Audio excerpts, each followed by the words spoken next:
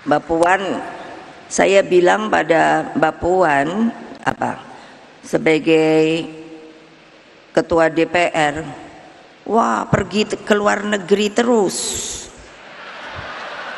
Tapi itu kerja loh, bukannya jadi turis.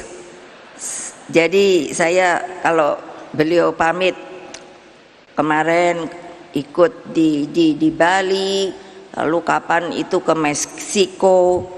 Jadi terus saya bilang gantianlah sama saya deh yang jadi anggota ketua DPR, kamu yang jadi ketua umum.